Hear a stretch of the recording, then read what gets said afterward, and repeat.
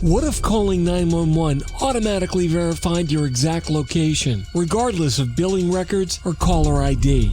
Well, in today's mobile and remote working world, biometric authentication paired with hardware and software ID tokens just might finally bring precise, secure caller validation to NG911. Is this the future of emergency communications? Let's find out next on TiPS Today in Public Safety. Welcome to TiPS Today in Public Safety, your go-to podcast for today's breaking stories in public safety news. Here's your host, Fletch, with today's tips.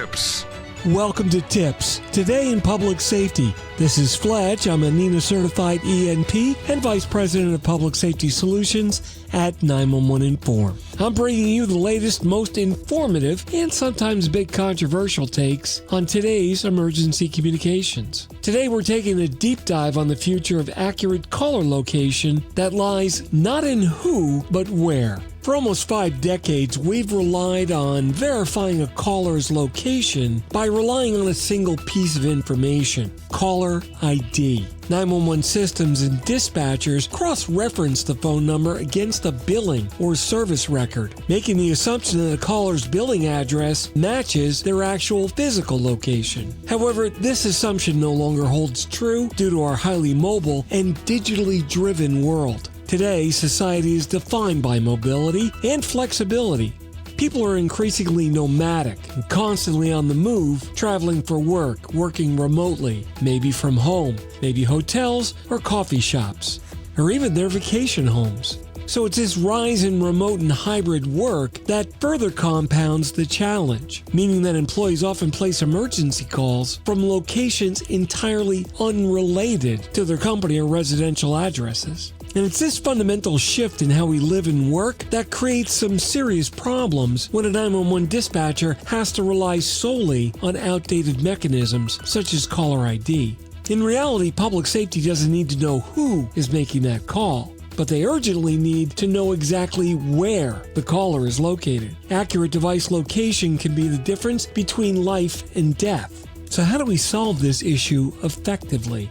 Enter biometric authentication and hardware-software ID tokens. With communications increasingly transitioning from legacy telephone networks to SIP-based platforms, the time has finally arrived for implementing hardware and software ID tokens within our public safety networks.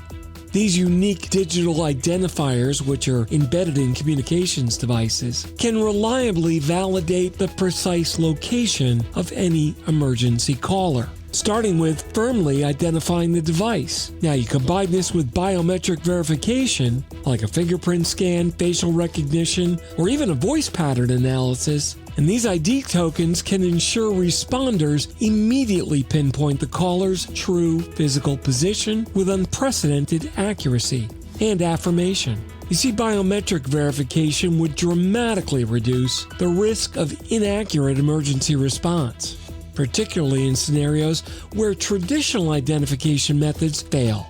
Consider SWATTING incidents, for example, malicious false reports intentionally designed to mislead first responders and provoke dangerous outcomes.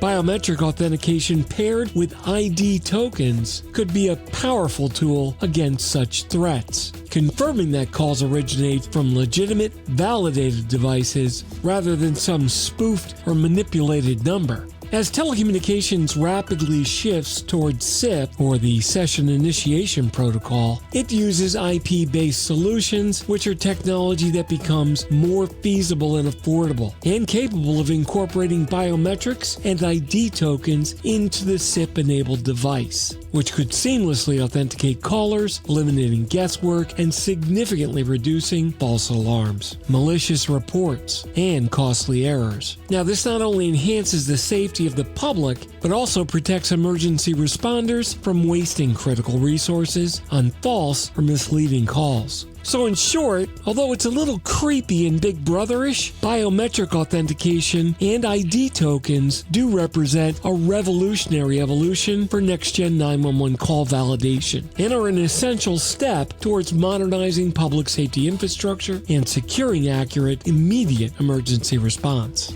Fortunately, the technology is here now, And now is the time to embrace it and move beyond legacy solutions, as they no longer serve our mobile and dynamic society.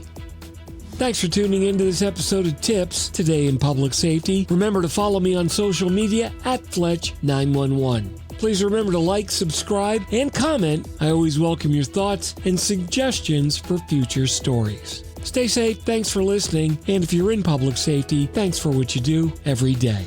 I'll see you next time. You've been listening to TiPS, Today in Public Safety, your go-to podcast for today's breaking stories and public safety news. Hosted by Fletch and available every Monday, Wednesday, and Friday. Catch past episodes on 911tips.com. That's 911tips.com. Be sure to like and subscribe, and remember to join us each week for the latest on NG911.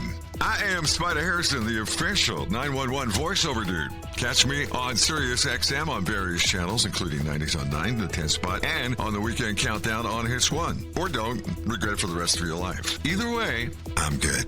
TiPS is brought to you by 911 Inform, the leading next-generation 911 solution for enterprise compliance with federal 911 regulations. Visit them on the web at 911inform.com. 911 Inform, making every second count when it matters the most.